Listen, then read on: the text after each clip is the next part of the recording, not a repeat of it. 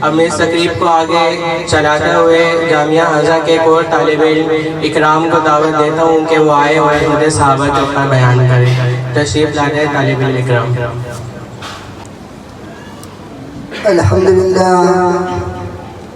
الحمدللہ وحدہ والصلاة والسلام علی من لا نبی بعدہ اما بعد فاعوذ باللہ من الشیطان الرجیم بسم اللہ الرحمن الرحیم والذین معه وشداء علی الكفار رحماء بینهم وقال النبي صلى الله عليه وسلم ومثل أصحابي في أمتي كالملح في الطعام لا يصلح الطعام إلا بالملح صدق الله العظيم۔ اللہ نے زینت بخشی ہے افلاک کو روشن تاروں سے، اللہ نے زینت بخشی ہے افلاک کو روشن تاروں سے، اسلام نے زینت پائی محبوب خدا کے یاروں سے۔ میرے واجب الاحترام اساتذہ کرام اور میرے مشین طلبہ ساتھیوں، السلام علیکم ورحمۃ اللہ وبرکاتہ۔ آج جو موضوع لے کر آپ اساتذہ کے سامنے حاضر ہوا ہوں وہ عظمت صحابہ رضی اللہ تعالیٰ عنہ۔ سامعین محترم، اخلاق عالم نے جب اس عالم ثواب میں اپنی توحید وحدانیت کی ابیاری کا ارادہ فرمایا تو نوع انسان میں سے 1,24,000 کا وہ پیش انبیاء مبعوث فرمائے اور ہر نبی و رسول نے اپنے اپنے ادوار و آثار و زمان میں دین حق کی ابیاری کے لیے جوانہ محنت و بے مثال کوشش و لفانی جدوجہد کی ہے۔ تاریخ انسانی اس کی مثال پیش کرنے سے قاصر ہے۔ یہ وہ جماعت ہے جس کے بارے میں عبداللہ بن مسعود رضی اللہ تعالیٰ عنہ ارشاد فرماتے ہیں کہ ان اللہ نظر فی قلوب العباد فنظر قلوب محمد صلی اللہ علیہ وسلم فوجد قلوب اصحاب خیر قلوب العباد فاختارهم لصحبت نبیہ و نصرت دینہ۔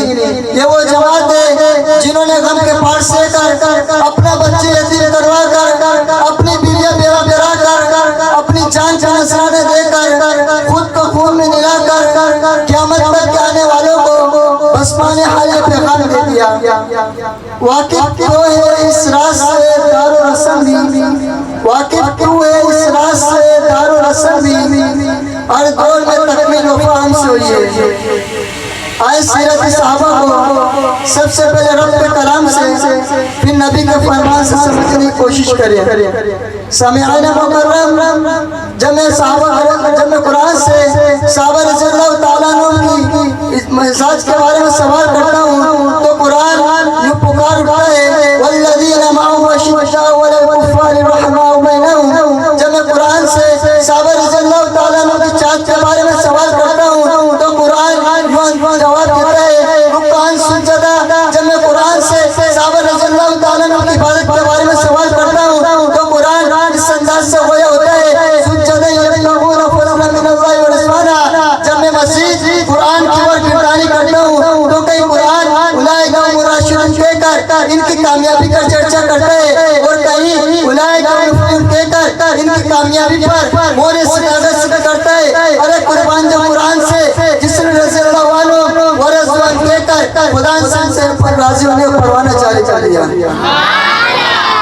آقا نامدار محمد عربی صلی اللہ علیہ وسلم ان پر سب ستم کرنے سے منع کرتے ہیں، ان پر لعن طعن کرنے والوں پر زبان نبوت لعنت کا حکم دیتی ہے۔ اذا رأیتهم الذین یسبون اصحابی، اصحابی کا نجوم کا حکم دے کر ان کی ابتدا کا حکم دیتا ہے۔ ارے قربان جا محمد عربی صلی اللہ علیہ وسلم پر جنہوں نے یہاں تک کہ فرمایا لا تمس النار مسلما رآنی کہ میرے صحابہ کو جہنم کی آگ نہ چھو سکے گی۔ سامعین محترم، سلسلہ نبوت کی انتہا محمد عربی صلی اللہ علیہ وسلم پر ہوتی ہے۔ اقامت الہی قیامت تک کے آنے والے فعال انسان دامن میں ڈالنے کی ضرورت تھی، جس کے لیے کسی جماعت کی ضرورت تھی جنہوں نے اپنی جان کی بازی لگا کر اپنے بچے یتیم کروا کر گھر سے بے گھر ہو کر در سے بے گھر ہو کر اسلام کی نشر و اشاعت کا ذریعہ بن سکے۔ یہ وہ جماعت ہے جنہوں اس کے لیے جو جماعت منعقد ہوئی ہے یہ وہ لوگ ہیں جو شرم و حیا کے پیکر ہے، جو بندگان تسلیم و رضا تھے، جن کی مدد کے لیے فرشتہ قطار در قطار، جن کا سب سے بڑا سرمایہ انبیاء کے تاجدار محمد عربی صلی اللہ علیہ وسلم، ان کی جان رسول خدا کو عزیز عزا، ان کی بخشی بشر خلی بنی اپنی زمان، خدا ان سے راضی، وہ خدا سے راضی، اس پر گواہ قرآن۔ ان کے افراد بسر پر دنیا حیران، ان کے بس سے بات مرزا، ان کے مقابل افشاد بدبخت و بدگمان، ان کے مباغ بدبخت و بدگمان، ان کے خون سے رنگین تاریخ راستہ نظر آتے ہیں۔ قرآن حقیقت میں تھے، قرآن اس کش مقی میں گویا ہوتے ہیں، ایک جنات میں انسان، تم کیوں نہیں مانتے اس مانم کا احسان، فبی ای آلاء ربکما تکذبان۔ آخر میں شاعر کہتا ہے وآخر دعوانا الحمدللہ رب العالمین۔